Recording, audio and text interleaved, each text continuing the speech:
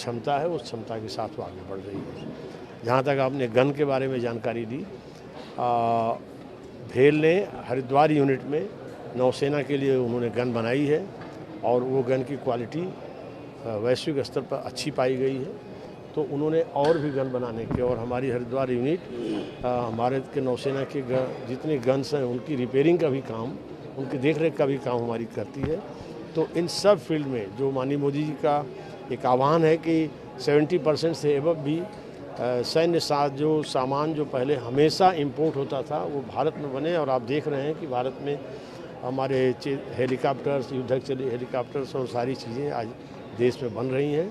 उसी में हमारा भेल भी अहम योगदान कर रहा है। सर, एक पॉलिटिकल सवाल, तेलंगाना गए थे अभी आप, बाकी विधानसभा चुनाव में क्या स्थिति है?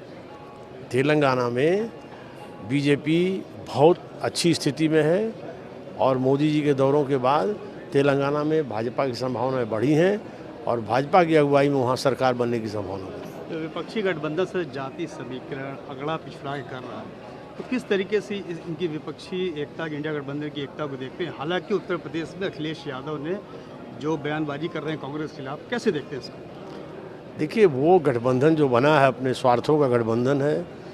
अब इस समय देश के अंदर एक बहुत बड़ा नया, खास करके युवा, वो देख रहा है कि भारत दुनिया में और हाल के जितने बड़े आयोजन देश में हुए, जैसे G20 हुआ हो, चाहे मोदी जी का वैश्विक दौरे हों, चाहे हमारे और जितने इंटरनेशनल सेमिनार हों, सब में भारत का महत्व, भारत की स्वीकार्यता बढ़ी है।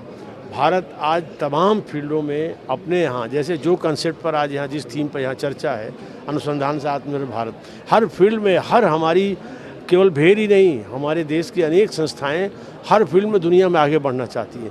तो नौजवान इसको देख रहा है और नौजवान ये देख रहा है कि मोदी जी दुनिया के टक्कर में भारत को आगे ले रहे हैं। और ये जो विपक्षी दल है वही पुराना जाति गठजोड़ घिसा पीटा तरीका और उनके बोल चाल ढंग सब वही घिसे पीटे तरीके।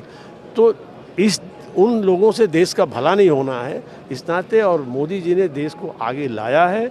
मोदी जी ही मोदी पार्ट 3 में भारत को आगे लाएंगे और नौजवान, माताएं, बहनें और आम नागरिक आज भाजपा का साथ देंगे। इन गठबंधनों का कोई महत्व नहीं है। अगड़ा पिछड़ा का जवाब आप लोग डिलीवरी और परफॉर्मेंस से देंगे 2024 में? बिल्कुल। अगर अगड़ा पिछड़ा का जवाब मोदी सरकार को देखना हो तो देखे ना।